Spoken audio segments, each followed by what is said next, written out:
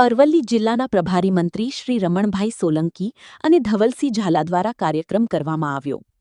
ધનસુરા તાલુકાના મોતીવેણી કંપામાં ભારતીય જનતા પાર્ટીનો ઉમેદવાર અને કાર્યકર્તા કાર્યક્રમ કરવામાં આવ્યો.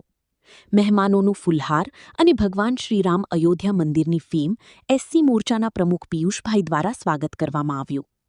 બાયડ માલપુરના ધારાસભ્ય શ્રી ધવલસિંહ ઝાલા ધનસુરા તાલુકાના વિકાસના કામોની ચર્ચા કરી અને ભારતીય જનતા પાર્ટીની સરકાર બની તે માટે સમગ્ર મતદારો સાથે પરિચય કરાવવા આવ્યો. અરવલ્લી જિલ્લાના પ્રભારી અને મંત્રી શ્રી રમણભાઈ સોલંકી દ્વારા બુટાલ જિલ્લા પંચાયતના ઉમેદવાર ડાહીબેન ચંદુભાઈ ડાભી, ધનસુરા તાલુકા પંચાયતના ઉમેદવાર ચમાર પાયલબેન પિયુષભાઈ, ખાંટ મહેશભાઈ, કાજલબેન ઉમેદવારોનો વિજય બની તે માટે ભાજપના કાર્યકર્તાઓનો સાથે કાર્યક્રમ કરવામાં આવ્યો.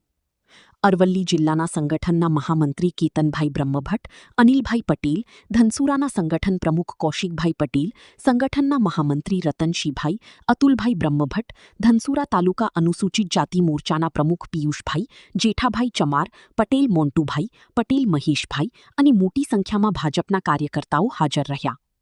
આશા ન્યૂઝ ગુજરાતી રિપોર્ટ પિયુષ કુમાર, અરવલ્લી.